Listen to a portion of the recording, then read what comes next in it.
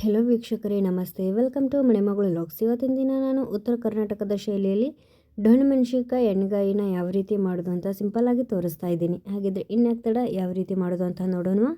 ಮೊದಲಿಗೆ ಮಸಾಲೆ ರೆಡಿ ಮಾಡ್ಕೊಳ್ಳೋಣ. ಅದಕ್ಕೆ ಒಂದು 1/4 ಕಪ್ಪಷ್ಟು ಕೊಬ್ಬರಿ, 1 ಟೊಮ್ಯಾಟೊ, 1 ಈರುಳ್ಳಿ, ಒಂದು ಅರ್ಧ ಇಂಚಷ್ಟು ಚಕ್ಕೆ, ಒಂದು 4 ರಿಂದ 5 ಎಸಳು ಲವಂಗ, ಹಾಗೆ ಒಂದು ಹಿಡಿ ಶೇಂಗಾ, 4 ರಿಂದ 5 ಹಸಿಮೆಣಸಿನಕಾಯಿ, ಕರಿಬೇವು, ಕೊತ್ತಂಬರಿ ಸೊಪ್ಪು, ಹಾಗೆ ಒಂದು 4 ರಿಂದ 5 ಎಸಳು ಬೆಳ್ಳುಳ್ಳಿನ ಹಾಕ್ಕೊಂಡಿದ್ದೀನಿ. ನಾನಿಲ್ಲಿ ಉಪ್ಪು ಹಾಗೆ ಜೀರಿಗೆನ ಹಾಕಿಲ್ಲ. ಸೊ ನೀವು ಇದೇ ಟೈಮಲ್ಲಿ ಉಪ್ಪು ಹಾಗೆ ಜೀರಿಗೆ ಕೂಡ ಆ್ಯಡ್ ಮಾಡಿ. ನಾನು ಉಪ್ಪು ಮರ್ತಿರೋದ್ರಿಂದ ಇವಾಗ ಹಾಕ್ಕೊಂಡಿದ್ದೀನಿ. ಸೊ ಉಪ್ಪು ಮತ್ತು ಅರಿಶಿಣ ಪುಡಿನ ಹಾಕಿ ಮತ್ತೊಮ್ಮೆ ಗ್ರೈಂಡ್ ಮಾಡ್ಕೊತಾ ಇದ್ದೀನಿ.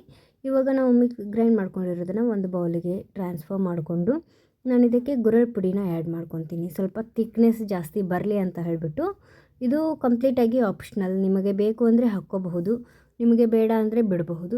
ಅಥವಾ ನೀವು ಗುರೆಳ್ಳೆ ಹಾಕ್ಕೋತೀವಿ ಅಂದರೆ ಹುಚ್ಚೆಳ್ಳೆ ಹಾಕ್ಕೋತೀವಿ ಅಂತ ಅಂದರೆ ಗ್ರೈಂಡ್ ಮಾಡೋ ಟೈಮಲ್ಲಿನೇ ಒಂದು ಸ್ವಲ್ಪ ಬೆಚ್ಚಗೆ ಮಾಡಿ ಕೂಡ ಗ್ರೈಂಡ್ ಮಾಡ್ಕೋಬಹುದು. ನಾನು ಜೀರಿಗೆ ಪುಡಿ ಹಾಗೆ ಹುಚ್ಚೆಳ್ಳು ಪುಡಿನ ಹಾಕ್ಕೊಂಡಿದ್ದೀನಿ. ಅದೆಲ್ಲ ಮಸಾಲೆ ರೆಡಿ ಆದಮೇಲೆ ನಾನಿಲ್ಲಿ ಬದನೆಕಾಯಿ ಕೂಡ ಜಾಸ್ತಿ ಇತ್ತು ಅಂತ ಹೇಳಿಬಿಟ್ಟು ಇದನ್ನು ಕೂಡ ಮಾಡ್ಕೊಂಬಿಡೋಣ ಅಂತ ಒಂದು 4 ಬದನೆಕಾಯಿ ಕೂಡ ತೊಗೊಂಡಿದ್ದೀನಿ. ಈ ರೀತಿಯಲ್ಲಿ ಚೆನ್ನಾಗಿ ಕಟ್ ಮಾಡಿ ಡೊಣ್ಣೆ ಮೆಣಸಿನಕಾಯಿ ಒಳಗಿರೋ ಬೀಜನೆಲ್ಲ ತೆಗಿಬೇಕಾಗತ್ತೆ. ಹಾಗೆ ಇನ್ನೊಂದು ನೆನಪಿನಲ್ಲಿಡಿ, ಇದು ಖಾರ ಇರದೇ ಇರೋ ಡೊಣ್ಣೆ ಮೆಣಸಿನಕಾಯಿ. ಖಾರ ಇಲ್ಲ ಅನ್ನೋ ರೀಸನ್ಗೆ ನಾನು ಹಸಿಮೆಣ್ಸಿಕಾಯಿನ ಹಾಕಿದ್ದೀನಿ ಮಸಾಲೆಗೆ.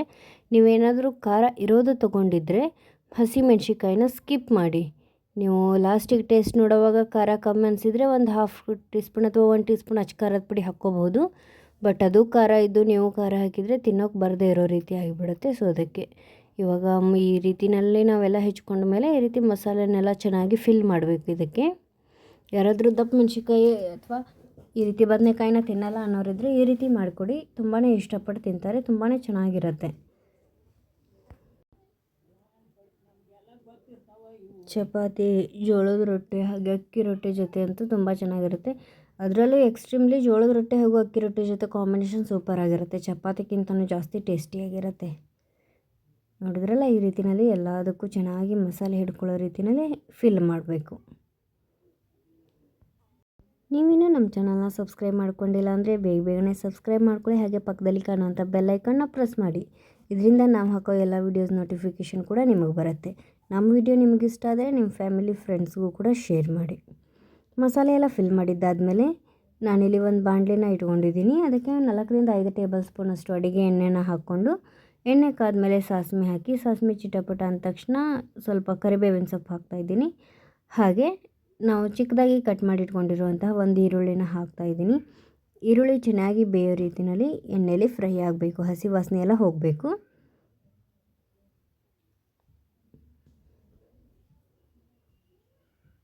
ಈರುಳ್ಳಿ ಚೆನ್ನಾಗಿ ಬೆಂದಿದೆ ಅಂದವಾಗ ಒಂದು ಸಣ್ಣ ಟೊಮ್ಯಾಟೊ ಹಾಕ್ತಾಯಿದ್ದೀನಿ, ಚಿಕ್ಕದಾಗಿ ಕಟ್ ಮಾಡ್ಕೊಂಡು. ಇವಾಗ ಇದು ಬೇಯ್ತಾ ಇದೆ ಅಂದವಾಗ ನಾವು ಮಸಾಲೆ ಫಿಲ್ ಮಾಡ್ಕೊಂಡಿರೋದನ್ನೆಲ್ಲ ಇದರಲ್ಲಿ ಆ್ಯಡ್ ಮಾಡ್ತಾ ಹೋಗಬೇಕು. ಈ ರೀತಿಯಲ್ಲಿ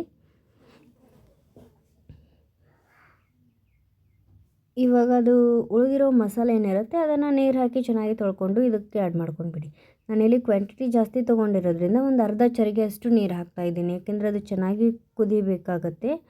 ಸೊ ಆ ಕಾರಣಕ್ಕೆ ಒಂದು ಅರ್ಧ ಚರಿಗೆಯಷ್ಟು ನೀರು ಹಾಕಿ, ನೀವು ಈ ಟೈಮಲ್ಲಿ ಉಪ್ಪು ಹಾಗೆ ಖಾರನ ರುಚಿ ನೋಡಿ, ಖಾರ ಕಡಿಮೆ ಅನಿಸಿದ್ರೆ ಅಥವಾ ಉಪ್ಪು ಕಡಿಮೆ ಅನಿಸಿದರೆ ಈ ಟೈಮಲ್ಲಿ ನೀವು ಆ್ಯಡ್ ಮಾಡ್ಕೋಬಹುದು. ಸೊ ಈ ರೀತಿಯಲ್ಲಿ ಆ್ಯಡ್ ಮಾಡಿಕೊಂಡು ಒಂದು ಸಲ ಚೆನ್ನಾಗಿ ಮಿಕ್ಸ್ ಮಾಡಿಕೊಂಡು ಲಿಡ್ ಕ್ಲೋಸ್ ಮಾಡಿ ಒಂದು 10 ರಿಂದ 12 ನಿಮಿಷ ಲೋ ಟು ಮೀಡಿಯಮ್ ಫ್ಲೇಮಲ್ಲಿ ಚೆನ್ನಾಗಿ ಕುದಿಲಿಕ್ಕೆ ಬಿಡಿ. ಇಷ್ಟಾದರೆ ನಮ್ಮ ಕ್ಯಾಪ್ಸಿಕಮ್ ಹಾಗೆ ಬದನೆಕಾಯಿ ಎರಡೂ ಕೂಡ ರೆಡಿ ಆಗುತ್ತೆ. ಈ ರೀತಿ 2 ನಿಮಿಷ 3 ನಿಮಿಷಕ್ಕೊಮ್ಮೆ ಸ್ವಲ್ಪ ತೆಗೆದು ಮಿಕ್ಸ್ ಮಾಡ್ತಾಯಿರಿ. ಇದೊಂದು 10 ರಿಂದ 12 ನಿಮಿಷ ಬೇಕು ಕುದಿಲಿಕ್ಕೆ, ಏಕೆಂದರೆ ಬದನೆಕಾಯಿ ಎಲ್ಲ ಸ್ವಲ್ಪ ದಪ್ಪಿರುತ್ತಲ್ಲ, ಚೆನ್ನಾಗಿ ಕುದ್ರೆ ಮೆತ್ತಗಾಗುತ್ತೆ ತಿನ್ನಲಿಕ್ಕೆ. ಸೊ ಕುದ್ರೆ ಈ ರೀತಿಯಲ್ಲಿ ಕಲರ್ ಚೇಂಜ್ ಆಗುತ್ತೆ, ನಿಮಗೆ ಗೊತ್ತಾಗ್ಬಿಡುತ್ತೆ ಆಟೋಮೆಟಿಕಲಿ ಕುದ್ದಿದೆನಾ ಅಥವಾ ಕುದ್ದಿಲ್ವಾ ಅಂತ ಹೇಳಿಬಿಟ್ಟು. ಓಕೆನಾ? ಸೊ ಇಷ್ಟಾದರೆ ಮುಗೀತು. ಲಾಸ್ಟಲ್ಲಿ ಸ್ವಲ್ಪ ಕೊತ್ತಂಬರಿ ಸೊಪ್ಪನ್ನು ಹಾಕ್ಕೊಂಡ್ಬಿಟ್ರೆ ರೆಡಿ. ನೋಡ್ತಾ ಇದ್ದೀರಲ್ವ ಎಷ್ಟೊಂದು ಈಸಿಯಾಗಿ ಮಾಡ್ತಾಯಿದ್ದೀವಿ ಅಂತ. ಸೊ ನೀವು ಕೂಡ ಖಂಡಿತವಾಗ್ಲೂ ಟ್ರೈ ಮಾಡಿ. ಹಾಗೆ ಹೇಗೆ ಬಂತು ಅಂತ ನಮಗೂ ಕಮೆಂಟ್ ಮುಖಾಂತರ ತಿಳಿಸಿ. ನಾನು ಸಿಗ್ತೀನಿ ಮುಂದಿನ ವಿಡಿಯೋದಲ್ಲಿ. Thank you.